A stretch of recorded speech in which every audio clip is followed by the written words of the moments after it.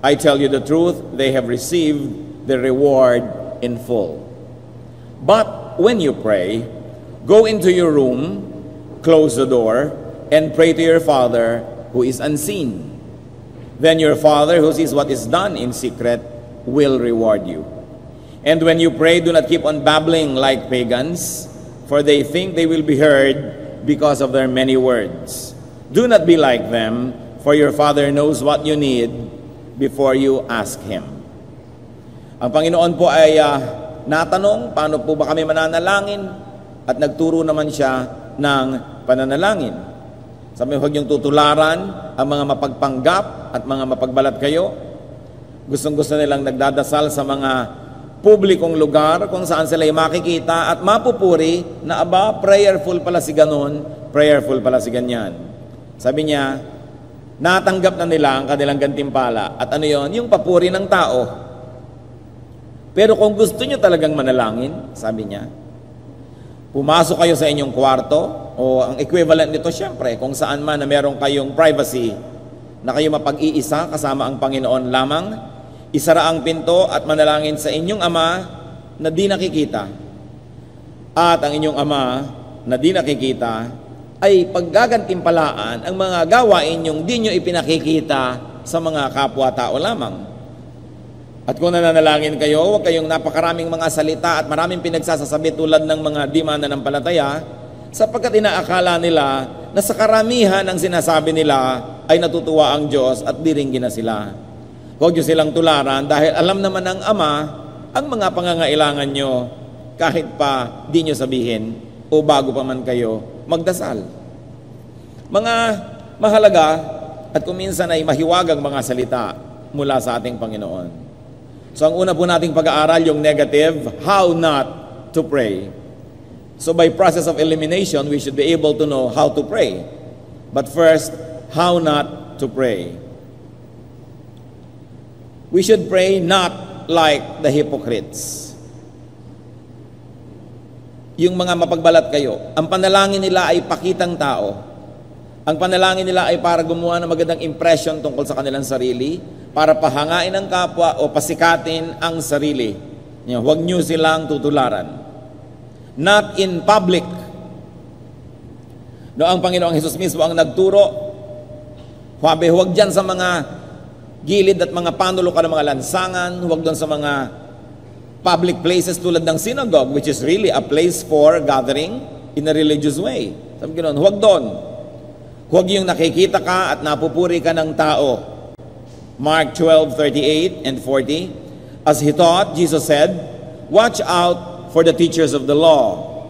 They devour widows' houses and for a show make lengthy prayers. Such men will be punished most severely. Paparusahan daw itong mga guro. Alam niyo po sa lipunan ng Israel noon, merong very small elite. Napakaliit na bahagi ng mga mamamayan ay yung mga nakakataas, the economic elite, the political elite, and the religious elite. Sila yung mga nagahari at pagkatapos, everybody else is poor. At kasama na dito at nabilang na sa elite yung mga teachers of the law. Sila po ay mga espesyalista. Bata pa lang at sa buong buhay walang ginagawa kundi pag-aralan, kabisahin ang mga nakasulat. Ang Old Testament, particularly ang mga laws of Moses, the laws of purification, ceremonial and moral law. At ito naman ay kanilang laging ipinaliliwanag sa mga mangmang, sa mga mahihirap, sa mga magsasaka na mahigit 98% ng populasyon, more or less, sapagkat sa hirap ng buhay ng mga ito, at sa bigat ng kanilang mga gawain pang araw-araw, ay wala na silang panahon pang mag-aral, magbasa, magmemorya, lalong-lalo namang magpakadalubhasa at umunawa ng mga matataas na bagay. At dahil itong mga scribes, itong mga Pharisees, itong mga teachers of the law, at tagapagpaliwanag, nagkaroon sila ng napakahalaga, napaka-importanting kalagayan sa lipunan. At dahil doon, nagkaroon naman sila ng kanilang mga pagpapaligsahan, kung sino ang mas banal, kung sino ang mas marunong, para naman mas maraming humanga at mas tumaas lalo ang kalagayan nila sa lipunan. Ito ang mga tinutukoy ng Panginoon na huwag daw tularan. Naging hanap buhay na nila ang pag-aaral at pagtuturo ng salita ng Diyos, na doon na sila umaasa para lagi silang manatili doon sa ruling elite. At kadalasan na pagsasamantalahan nila ang kamangmangan ng mga tao. Hindi ba ganyan ang ginagawa ng napakaraming relihiyon? Pinagsasamantalahan ang kamangmangan ng mga tao sapagkat wala silang masyadong alam. So silang nasabing, itong ibig sabihin yan, itong ibig sabihin yan. Basta ang ending lang lahat ng katuruan nila ay lalo na nilang nahuthutan ng mga tao, lalo na nilang naalipin, lalo nilang napasunod, lalo nilang nakontrol ang lipunan, lalo nilang napairal ang mga malulupit na mga pamamaraan ng lipunan na pinaghaharian ng konting mayayaman lamang. At ang relihiyon ang tagapagpairal ng kapayapaan, tinuturoan ng mga taong wala ng katapusang pagtitiis, pagsunod sa mga makapangyarihan, pagsurrender sa lahat, kaya tuwang-tuwa naman ang mga mayayaman sa relihiyon. Kaya ang Panginoon naman ay mababagsik ang kanyang mga salita laban sa mga relihiyoso. Sapagkat sa kanyang panahon, sa halip na ang katuruan ng salita ng Diyos ang maging paraan para ang tao ay lumaya, dahil ang sinasabi ni Lord, I am the truth and the truth sets free, ay lalo namang iginagapos ang mga tao ng relihiyon para pairalin ang sistema na nakabubuti para sa kokonti lamang. Kaya gano'n na lang ang pagtuligsa ng Panginoon dito sa mga relihiyosong taong ito. At isa daw sa kanilang mga paboritong palabas para pahangain ang mga mangmang ay ang mahahabang mga dasal. At kung mas mabuti pa yung mga dasal na hindi maiintindihan ng mga tao, mga dasal na napakatataas ng mga terminologies para lalo namang palawakin ang pagwat ng mga mangmang at mahihirap at ng mga nagaharing mga pinuno ng lipunan. Sabi ng Panginoon sa Matthew 23 verse 5, everything they do is done for men to see. Para pakitang tao, para pahangain lamang ang tao. So how not to pray? Not in public. Not to be seen by so many people. At ano pa po? Not with much words. Dapat hindi napakarami mga sinasabi. Matthew 6:7, and when you pray, do not keep on babbling like pagans, for they think they will be heard because of their many words.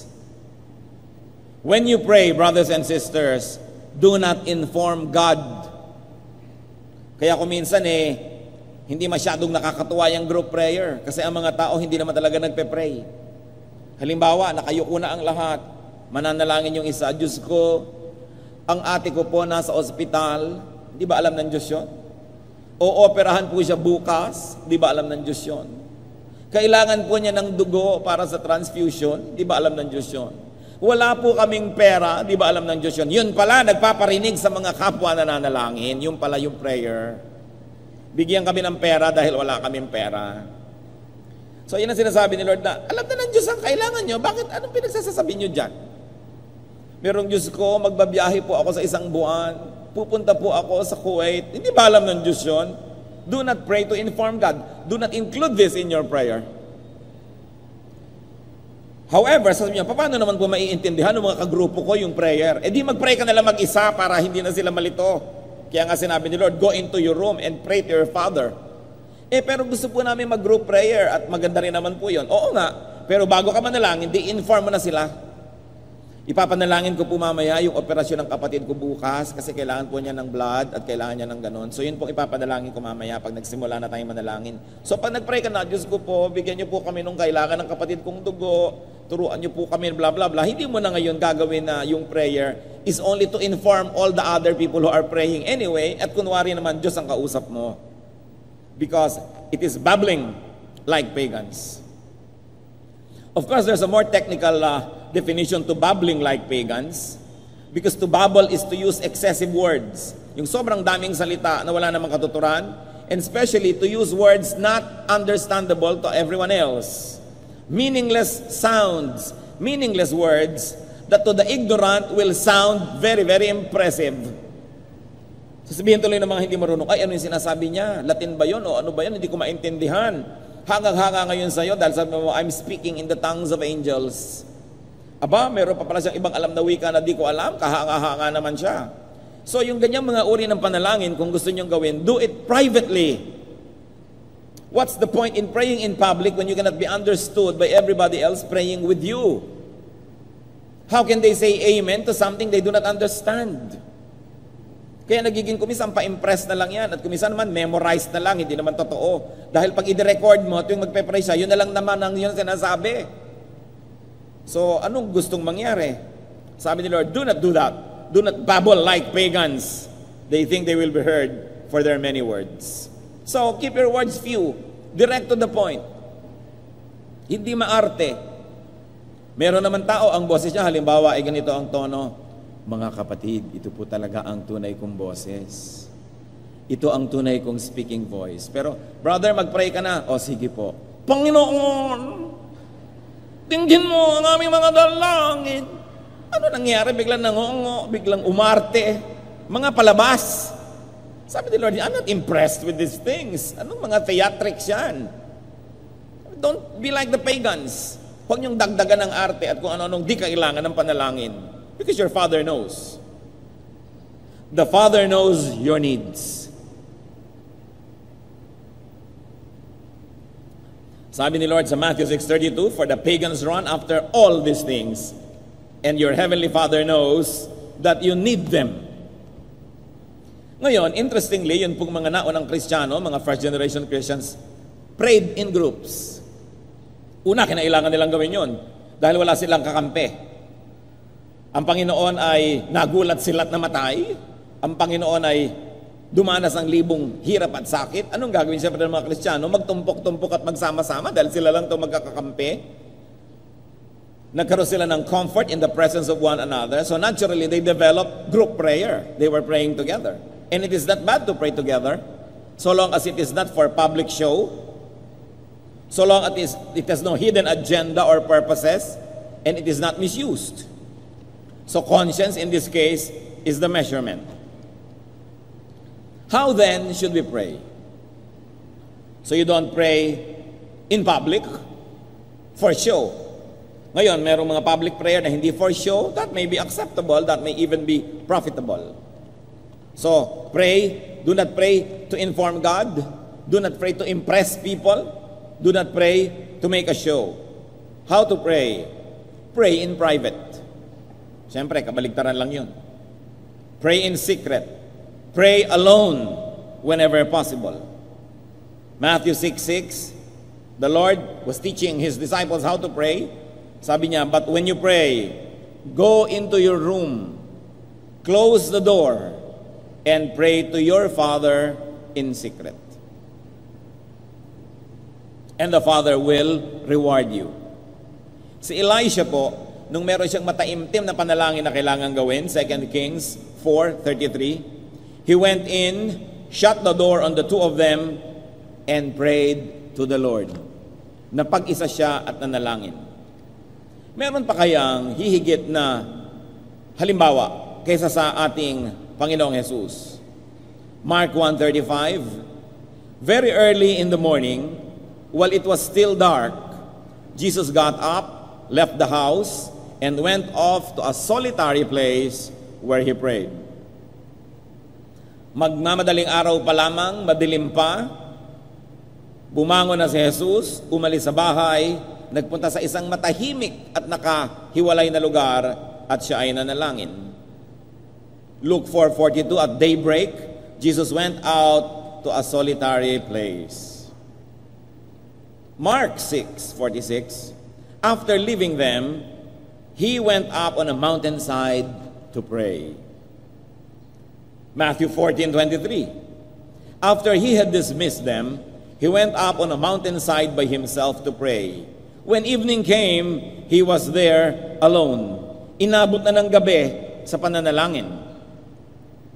Luke 5:16, but Jesus often withdrew to lonely places and prayed. Luke 6:12, one of those days, Jesus went up to a mountainside to pray and spent the night praying to God. So may mga panalangin po ang Panginoong ubod ng haba. Ang tanong nyo, kung alam na ng Ama sa Langit ang ating mga kailangan, ba't ganun kahaba ang panalangin niya? Bakit kailangan maging mahaba? Definitely, hindi naging mahaba yun dahil paulit-ulit siya. Dahil sabi niya, huwag kayong paulit-ulit. Definitely, hindi naging mahaba yun dahil he was babbling o kung ano-anong mga nonsense ang sinasabi niya. Definitely, it was not that long because he was informing the Father, because he was teaching that the Father knows what we need before we ask Him. Bakit ganun kahaba?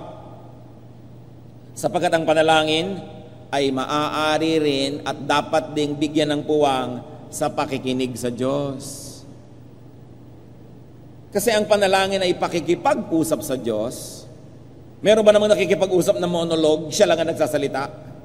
So may mga panahon ng katahimikan na sa lalim ng iyong panalangin ay dinidinig mo ang tinig ng Diyos at kinakausap ka ng Espiritu. Kaya humahaba.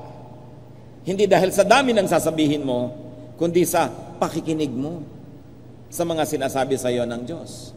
Dahil kinakausap tayo ng Diyos kahit ngayon.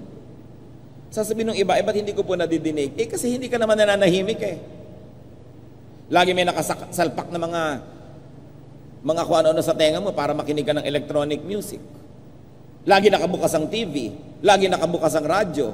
Kahit nasa tahimik na bundok at magpipiknik ang mga Pinoy, pagkalakas-lakas ng tugtog. No? Para ka rin nasa gitna ng Quiapo sa ingay.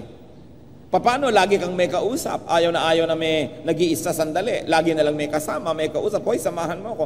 Paano po mamaririnig ang tinig ng Diyos? Wala namang puwang. So ang pananalangin, humahaba. Kaya ka magsasara ng kwarto o pupunta ka doon sa malayong lugar, sa tahimik, para makapanahimik ka at madinig mo ang Diyos.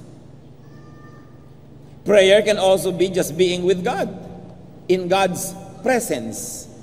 Hindi kailangang laging may sinasabi, at lalo namang hindi ibig sabihin ng prayer ay shopping list. Akala ng marami, ang prayer ay shopping. Lord, ito po ang gusto ko, itong gusto ko, itong gusto ko, itong gusto ko, ito ang bigay mo sa akin, ito ibigay mo. Tapos ang prayer ay utos, pagalingin mo po ganito, baguhin mo po ang asawa ko, bigyan mo po ako ng pera, yung tumutulo namin bubong, ayusin niyo po, bigyan niyo ako ng trabaho, patahimikin niyo ako, pagalingin niyo ako. So ang prayer ay shopping at utos sa Diyos. Tapos sasabihin nila, ba't kaya hindi ako nabe-bless? Kasi kulang. Prayer, very especially, can just simply be a one-on-one with the Lord. Kayo lang. Kayo po, kung merong mahal sa buhay, bawa, asawa nyo, mahal na mahal nyo, di ba gusto nyo may mga panahong nag-iisa lang kayo? Inis na inis kayo kung minsan mamamasyal kayo kasama yung biyanan. Akala ko ba tayo lang? Sabi mong gano'n, ba't may kasama? Akala ko ba mag-iisa tayo dito sa ating lakad? Bakit kasama itong mga kapatid mo? No? So, gusto mo na sa solo siya kasi mahal mo siya. Hindi kaya gusto ng Diyos na magkaroon din ng panahon na mapag-isa tayo sa Kanya dahil mahal niya tayo? At mapatunayan din natin ang pagmamahal natin sa Kanya na nag-iisa tayo kasama siya, walang ibang mga abala. Kaya mahalaga yung one-on-one. Gustong-gusto ng Panginoon yung one-on-one. And because you can have a one-on-one, therefore you can have a worship service. Ano po bang ibig sabihin ng worship service? Akala ng iba, yung worship service, yung official, formal program ng church tuwing linggo, worship service. But remember, it is a worship and service. Sino yung sinaserve? Walang iba, kundi ang Diyos. How do you serve God? By pleasing God. How do you please God? Kaya tayo kumakanta because God loves music. So ang kanta mo hindi for others, hindi performance, for God. Kaya may sumasayaw because God loves dance. Obviously, when God created the human body, lahat ng movement pwedeng gawin ng katawan, may mga joints para tayo gumalaw. And as you move, especially when you move artistically and when you move beautifully, it is a celebration of the wonder of God's creation of the human body. So dance is an act of worship. It pleases the Maker. Parang kung kayo nagdisenyo ng kotse, dinisenyo nyo na tatakbo ng mabilis, paano kayo matutuwa kung hindi nyo nakikita tumatakbo yun ng mabilis? Nagdisenyo kayo halimbawa ng isang bahay na nagbibigay sa inyo ng privacy. Paano kayo matutuwa kung wala naman palang privacy doon sa dinisenyo nyong bahay? So dinisenyo niya ang katawan so that we might be mobile. Kaya paano nyo naisip na parang patay naman to dahil hindi gumagalaw? Kasi habang may buhay, may galaw. Kaya kahit na mga maliliit na mga cells pag tiningnan nyo sa microscope, may gumagalaw-galaw uli doon sa loob, may mga naglalakaran, may mga paikot-ikot dyan. Even the atom, may mga umiikot-ikot sa loob kasi life is movement. Therefore, movement is celebration of life, and beautiful movement is worship to the Creator of life. It is praise to God. Sila sa inyo, Lord, ito mong ginawa kong kamay, tingnan nyo po, nakakagalaw na parang isda. Nakakagalaw din na parang kalapati. This is the beauty of your creation, and I celebrate it. That's why the arts are important components of service to God, because we know that God is artistic, obviously. Titingnan nyo lamang yung langit, iba't ibang kulay sa iba't ibang panahon ng araw. During the day, alam mo na ang God is a God of color, God of painting, God of the visual arts. Pag hinihipo mo ang mga bato, mga dahon, mga puno ng nyug, iba-ibang texture, alam mo that God is sculptor. Pag nakikinig ka sa lahat ng mga huni ng ibon, huni ng hangin, tunog ng tubig, bagsak ng ulan, tunog ng pinipritong galunggong, alam mo that God is God of sound and music. Dahil ang dami-daming laging sound, iba't ibang emosyon ang kanyang itinuturo sa atin. So ano ang worship service? You serve God with the gifts that He has given to you. You please God. That's why offering is part of the worship service. Because we say, Lord, I'm giving it to you, not because you need it, but because I'm recognizing that it is yours. And by continuously giving to you, I'm continuously recognizing that you are the source of all good things. And because you are the source, I must give back. Parang tubig, water cycle. Kung yung mga ulap ang pinagmumulan ng lahat ng tubig, kaya may evaporation para bumalik sa Kanya, para may ibigay siya uli, para bumalik sa Kanya. Kaya kung may tinatanggap tayong pagpapala sa Diyos, binabalik natin uli ang certain percentage para may babalik uli, kinikilala natin na siya ang pinagmumulan noong buong cycle.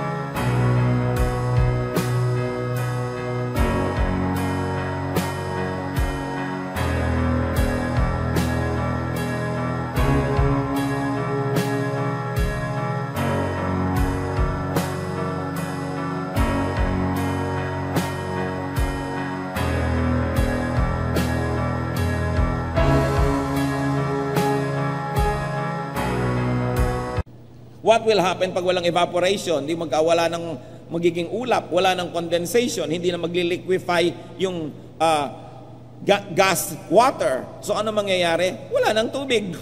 Kaya yung mga hindi marunong mag-offer, nawawala ng tinatanggap yan hanggang matuyo sila ng matuyo. Kasi hindi nila kinokompleto yung cycle. That's why worship service.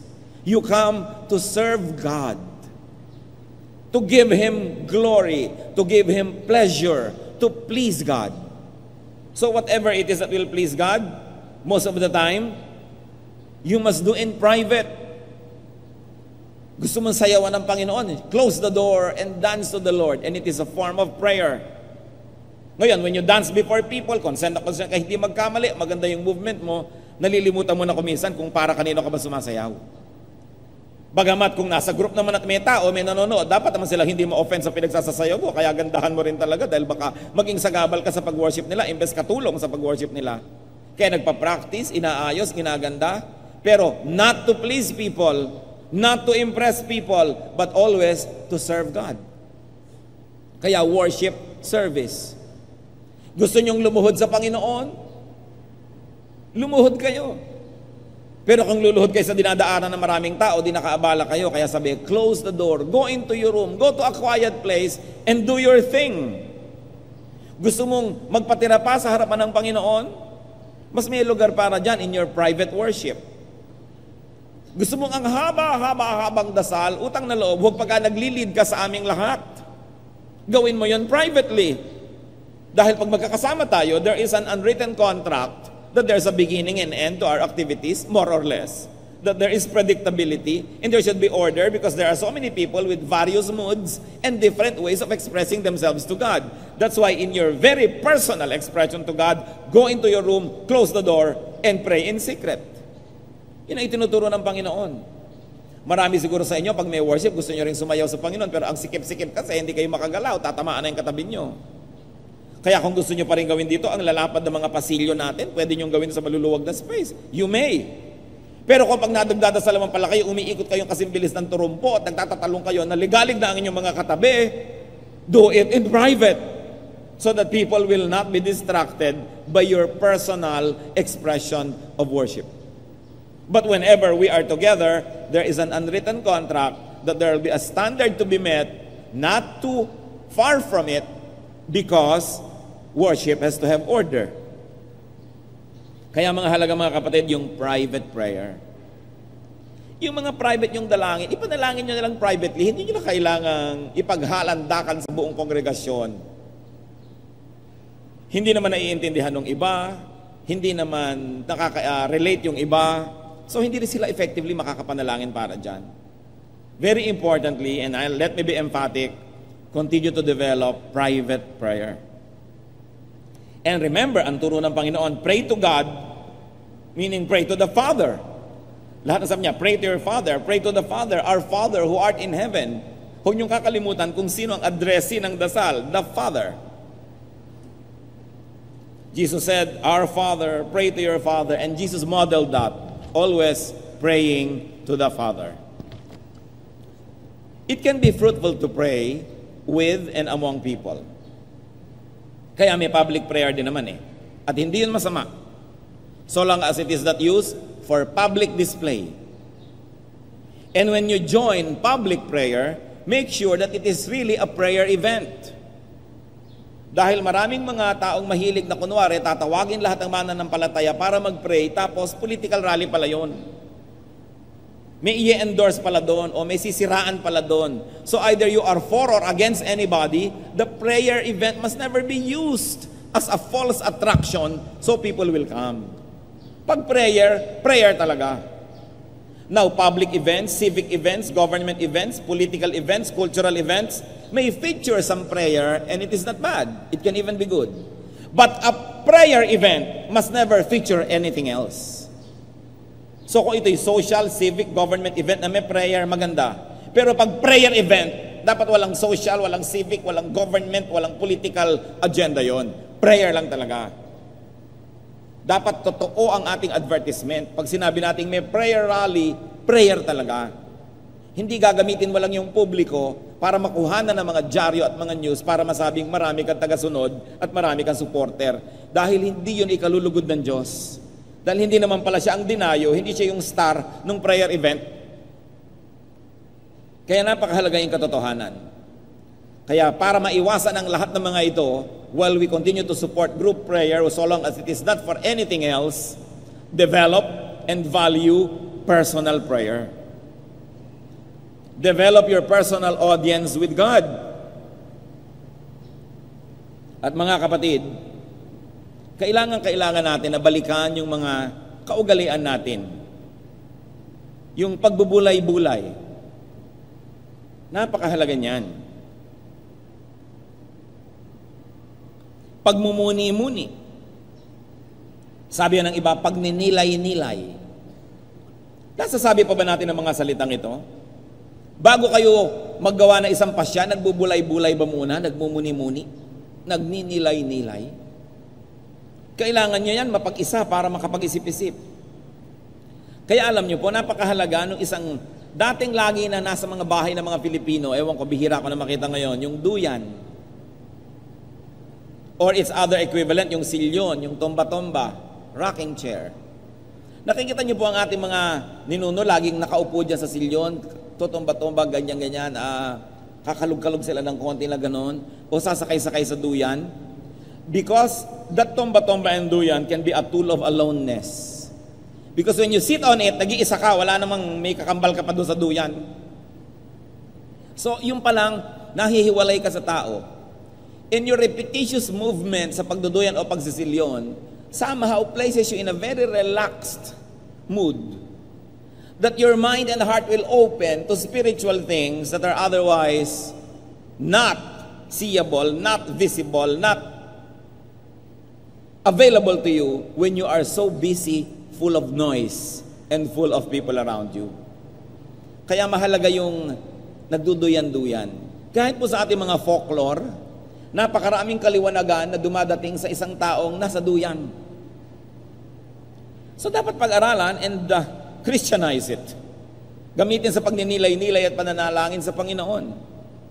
Subukan. Dahil nakikita po natin ang hina-hina ng prayer life ng maraming tao. Kasi yung iba naman, ano daw yung prayer life nila? Yung tawag nila, quiet time.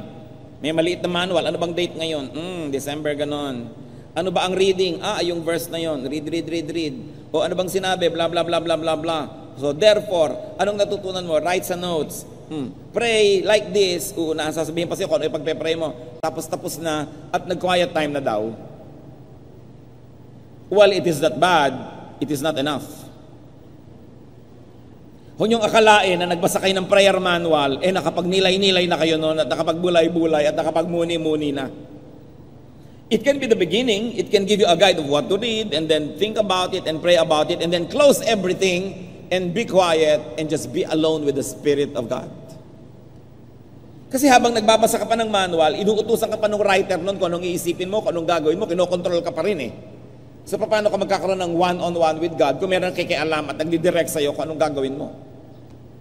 It's good probably to start your day para meron kang reading, meron kang guide, but then close it and have a one-on-one with God. I-develop po natin uli mga kapatid dyan, kung meron sa atin ngayon na magsasabing, hindi ako masyadong masaya sa prayer life ko. In fact, pag in-raidan ako, bagsak. Pag may nagsabi sa atin na yung aking pagbubulay-bulay, pagmumuni-muni, personal prayer with God, ano yun? Nakakain ba yun? Yung, ang iksi-iksi nun, wala pang 3 minutes. Nakakapagsaraba ako ng kwarto at nananalangin, nagwo-worship sa Panginoon mag-isa. Pagka hindi po nangyayari itong mga ito, huwag tayo magtaka that there is so much moral failure, that there is so much moral weakness, because we recharge when we are praying. Spiritually, we get tuned into God. Parang plug na isasaksak natin sa outlet, nare-recharge ka. Marami po sa atin, parang telepono, laging low bat. Kaya kailangan mo mag-recharge. Bakit hindi ito yung magre-recharge kayo ng cellphone nyo? Isipin nyo rin, habang nagre-recharge ako ng cellphone, magre-recharge din ako spiritually. Kasi mas madalas pang i-recharge ang cellphone kesa sa espiritu. Kaya natin dapat maalala yan. Hindi kailangan laging Western style na may binabasa, may notes, may guide, although hindi naman ito masama. But do not think that when you do it, you're already an accomplished, prayerful Christian. Develop a very personal life, a very personal prayer life with the Lord. And even if you're going to pray in public, make sure that it is not misused, that you are not displaying. And then do your more exotic, your more personal expressions of prayer privately. So no one will be offended and you will have more room and time for it. Because for everything there is season and a time for every matter under heaven. Aming Diyos, nagpapasalamat kami na papaalalahanan nyo kami tungkol sa panalangin. Suriin nyo po ang aming mga puso at ituro nyo po sa amin ang dapat namin gawin para lalo pang humusay ang aming pananalangin. Lalong maging katanggap-tanggap at kaibig-ibig sa inyo ang aming panalangin. Patatawarin niyo po kami kung nami-misuse namin ang prayer, O God. Ituro mo sa amin to develop what the Lord Jesus taught, private prayer. Ituro mo sa amin, Panginoon, ang pinakamagandang panahon, pinakamagandang oras sa schedule namin, that we can pray in the best way. Kung ano man yun, isa lang po ang wakas ng aming panalangin. Makita mo kami, Lord, na nanalangin ayon sa iyong kalooban, ayon sa pamamaraang kaibig-ibig sa inyo, at para sa ikabubuti ng aming espiritu. Nawa, Panginoon, makita mo ang aming prayer life improving. Because we know that as we pray, we become close to you. At nawa, Panginoon, gamitin niyo po ang aming oras ng pananalangin sa inyo na daluyan, channel of the many blessings that you want to give to us. Enable us to understand, to to appreciate and to practice godly prayer. Salamat po sa pagdinig niyo, Ama, sa ngalan ng Panginoong Jesus.